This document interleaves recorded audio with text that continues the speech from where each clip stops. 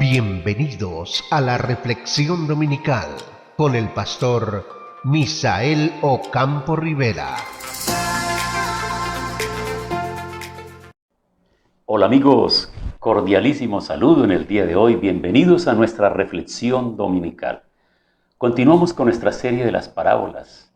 Hoy vamos a continuar y vamos a entrar a hablar de la oveja perdida y también vamos a hablar de la parábola de los dos hijos. Es interesante darnos cuenta que después de Mateo capítulo 13, Jesús entra en otro tipo de enseñanzas, pero luego en el capítulo 18 retoma otra vez las parábolas. Vamos a darnos cuenta de esto. Entonces, capítulo 18, versículos 10 al 14. Mirad que no menospreciéis a uno de estos pequeños, porque os digo que sus ángeles en los cielos ven siempre el rostro de mi Padre que está en los cielos. Porque el Hijo del Hombre ha venido para salvar lo que se había perdido. ¿Qué os parece? Si un hombre tiene 100 ovejas y se descarría una de ellas, ¿no deja las 99 y va por los montes a buscar la que se había descarriado? Y si acontece que la encuentra, de cierto os digo que se regocija más por aquella que por las 99 que no se descarriaron. Así no es la voluntad de vuestro Padre que está en los cielos, que se pierda uno de estos pequeños. No se debe pensar que Mateo y Lucas oyeron una parábola diferente de Jesús, sino que cada uno, como suele pasar con nosotros los humanos, interpretó la misma parábola de sus propios puntos de vista. Según los expertos en la Biblia, el relato de la parábola en Mateo es la primera versión en ser escrita, por eso es más corta, de la cual se tomó años después el historiador Lucas para escribir su propio relato, añadiendo elementos que no encontramos en la parábola de Mateo. Ahora bien, tanto el relato de la parábola de Mateo como el de Lucas contiene tres elementos comunes. Miremoslos. Primero, un hombre que tiene 100 ovejas y pierde una. Segundo, al darse cuenta, deja las otras 99 para ir en busca de la oveja perdida. Y tercero, al encontrarla siente alegría por ella con mayor gozo que por las 99 que no se extraviaron. Entonces, ¿de qué trata esta parábola? Comúnmente se ha enseñado y aceptado que el centro de esta parábola es la oveja perdida, que es hallada por su pastor que salió a buscarla. Pero hoy nos daremos cuenta que no es así. De hecho, en ninguna de las dos versiones se menciona la palabra pastor. Y esto es intencional porque Jesús no quería asociar esta parábola al trabajo de los pastores que deben realizar en las iglesias. Tampoco fue la intención de Jesús que se asociara esta parábola con aquellos cristianos que, habiendo sido parte de una congregación, luego se alejaron. Por tanto, el centro de este relato tiene que ver con otras cosas. El centro de este relato no es la oveja perdida, tampoco lo es el hombre que salió en su búsqueda, si bien ambos personajes son metáforas del reino de Dios. Entonces, el meollo central de la parábola es esta: el gozo que sintió aquel hombre por la oveja hallada. O sea, cuando haya la oveja perdida, el gozo que sintió, ese es el meollo. Ese, y no otro, el centro de la enseñanza de Jesús en esta parábola. Nos presenta a un Dios que se pone contento cuando una de sus criaturas vuelve a sus brazos. Por eso hace fiesta para celebrar al perdido encontrado. Entiendan esto, según esta parábola, para Dios todos los hombres son de su redil, sean cristianos o no. Eso incluía a los fariseos, los escribas, los publicanos, las prostitutas y absolutamente a todos. Vamos a interpretar entonces ahora estos personajes que se narran en esta parábola.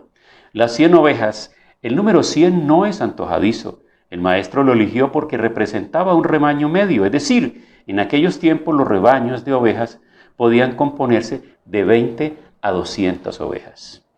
El número 100 es utilizado para ilustrar a un hombre, el dueño de las ovejas, que no es rico y no es pobre, sino medio. De esta manera se aseguraba que la mayoría de los oyentes se identificaran con la parábola porque les parecía que les estaba hablando a ellos mismos. Y la oveja perdida, esta oveja es anónima, no tiene nombre, como tenían algunos a quienes los pastores bautizaban. Es anónima, pues representa a cualquiera de nosotros. El extravío de esta oveja representa a todos aquellos que consciente o inconscientemente están alejados de Dios, de sus bondades, de la vida que Dios diseñó para ellas. Se trata de personas que no saben que están perdidas, o si bien, si lo saben, les gusta estar en esa condición y algunas no quieren ser encontradas, no quieren dejarse encontrar por el Señor. El hombre que salió a buscarla, si bien no se menciona que es un pastor, es obvio que así es. Y esto resulta aún más contraproducente, ya que para los tiempos de Jesús el oficio pastoral se había desvirtuado, siendo considerado junto con el de los publicanos un oficio vil, que solo lo ejercía la gente sin estudios, sin aspiraciones en la vida o incluso ladronzuelos del pueblo. Y no obstante, en el Evangelio de Juan, Jesús se comparó a un pastor. ¿Por qué? Para demostrar a los religiosos de su época que Dios escoge lo vil, lo despreciado, lo marginal del mundo, para avergonzar a los que se creen ser muchas cosas, conocer y saber mucho y ser personas muy importantes. Por último, el hombre que salió en busca de la oveja perdida representa a Dios mismo. Ese mismo Dios que en el huerto del Edén salió a buscar a Adán y a Eva porque estaban escondidos luego de haber pecado. Es Dios quien sale en nuestra búsqueda. No somos nosotros los que lo andamos buscando a Él. Los amigos y vecinos del hombre. Difícil interpretación, pero al parecer se refiere a hombres y mujeres que han entendido el verdadero significado del reino de Dios. Personas que entienden el contentamiento de Jesús cuando un pecador se arrepiente y no lo juzgan por haberse perdido. No critican su estilo de vida pródiga. Al contrario, lo reciben con gusto en el redil del que nunca debió haber salido. Amigos, todavía existen muchas ovejas perdidas que deben ser encontradas y llevadas al redil para juntarlas con las que el Señor ha dejado reunidas en el rebaño.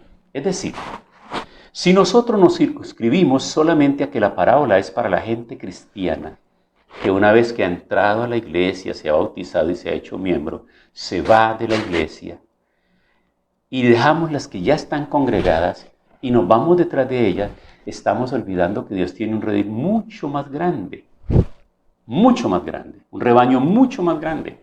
Todo el mundo le pertenece a Él.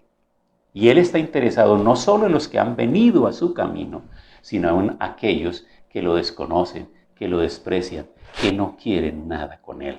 Así que nuestro trabajo es ir por ellos también, por unos y por otros. Obviamente que los que habiendo conocido se regresan, tenemos que ir para motivarlos que continúen el camino. Pero los que nunca han iniciado el camino del Señor con nosotros, tenemos que ir a persuadirlos por el poder del Espíritu Santo, el poder de la palabra, para que ellos también vengan porque traerán mucho gozo al Señor.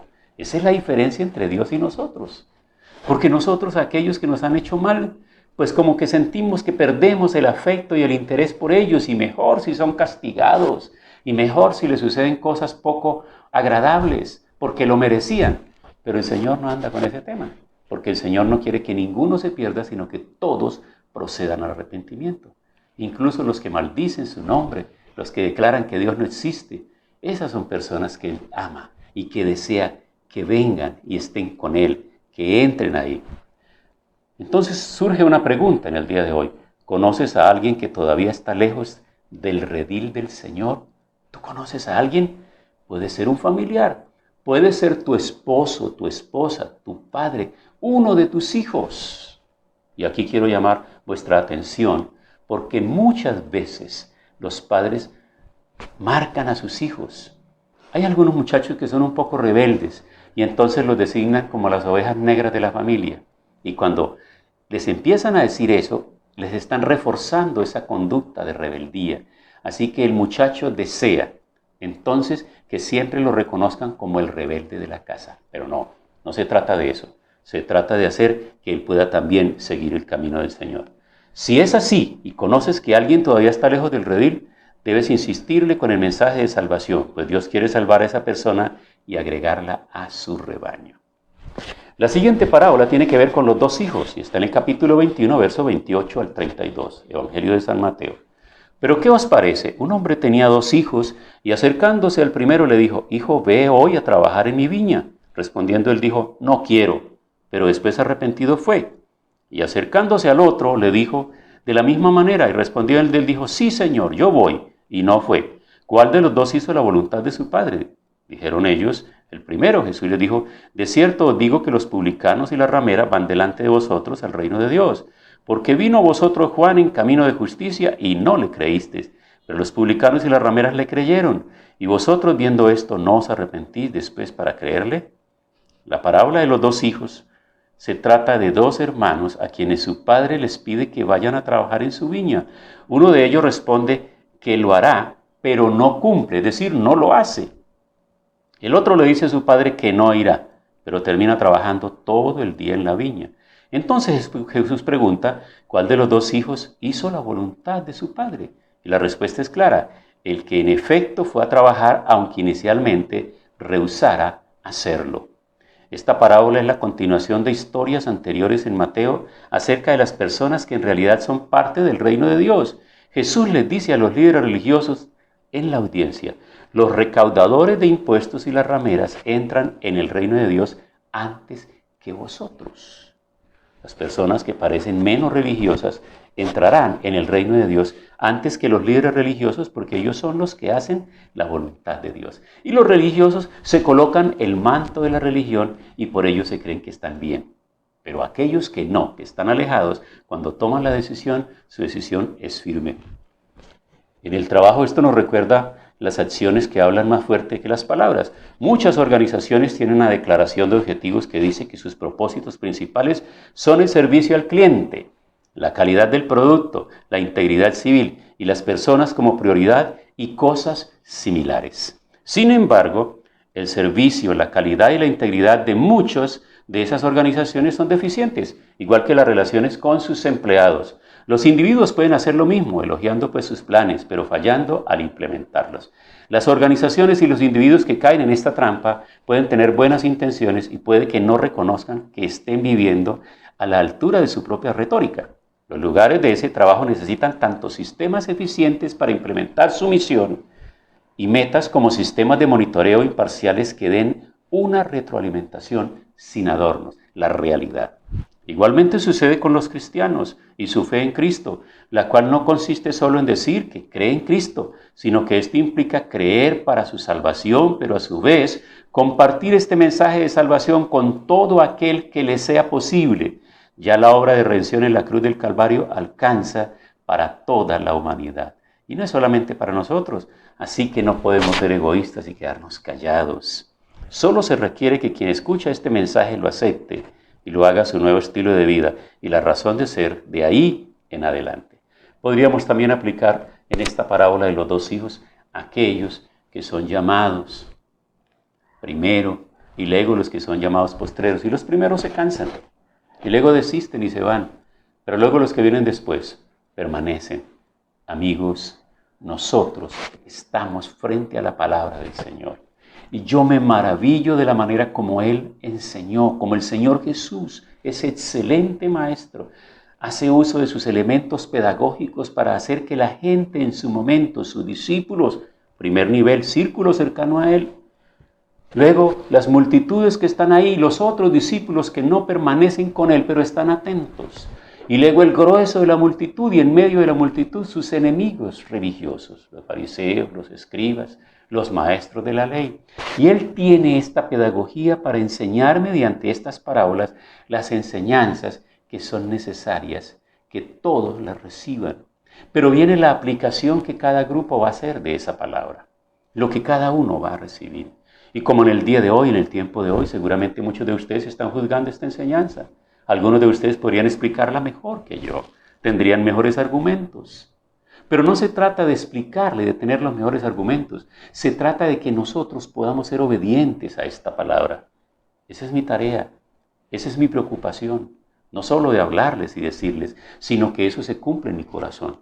Porque yo pienso que realmente el mensaje que más vale y que más funciona es el que vivimos, no el que predicamos. Y por eso insisto tanto en la familia y en el hogar, porque es en la casa donde nos conocen cómo somos, cómo vivimos, cómo actuamos, cuál es el nivel de nuestra relación con Dios, de nuestra relación con la palabra, cuál es el nivel de compromiso con la palabra que hemos aceptado, que tenemos en nuestro corazón. De ahí que les insista semanalmente en esos diálogos de familia, en esos conversatorios en el hogar, cuando ya tenemos hijos que entienden, hijos adolescentes, hijos jóvenes, que están todavía en el hogar. Qué importante que así como nos sentamos a vernos un partido de fútbol, a vernos un programa de televisión, podamos sentarnos para tomar un minuto, escuchar, leer la palabra, escuchar los conceptos y las opiniones. ¿Y saben por qué es importante esto? Porque nuestros muchachos, cuando van a la universidad, sus mentes son permeadas, completamente permeadas por el secularismo, por todo lo que se dice allá afuera, las escuelas filosóficas, por todas esas historias, por todas estas situaciones que se están moviendo, por todas estas ideologías. Y ninguna de estas cosas que produce el mundo en el laboratorio de mentes alejadas de Dios puede ser más importante y más relevante y puede desplazar o debiera desplazar o reemplazar la palabra del Señor. Pero si no hacemos ese trabajo de refuerzo en nuestros hogares, pues vamos a tener muchachos débiles en la fe, aunque sean muy grandes y excelentes hombres profesionales. El mundo está lleno de profesionales brillantes, pero el mundo necesita cristianos poderosos que con su estilo de vida den testimonio. Y no solamente cristianos mayores, ya gente adulta y gente mayor, sino gente joven. Nuestros hijos, nuestros jóvenes de las congregaciones deben brillar en sus lugares de trabajo, deben brillar en sus universidades, deben brillar en todos los lugares, pero no solamente como los mejores estudiantes con las mejores notas, sino aquellos que son capaces de tener un discurso diferente, el discurso que necesita en este momento el mundo, porque para eso el Señor nos ha llamado a ser luz y sal en el mundo. Estas parábolas están llamándonos a nosotros, llamándonos diariamente, permanentemente, a reforzar nuestra relación con el Señor. Por eso quiero que oremos en el día de hoy. La palabra, el mensaje sin oración, necesita algo, falta ahí un broche para ajustar. Por eso la oración es muy importante, porque la oración nos lleva a dar gracias y a comprometernos con el Señor. Acompáñame a la oración.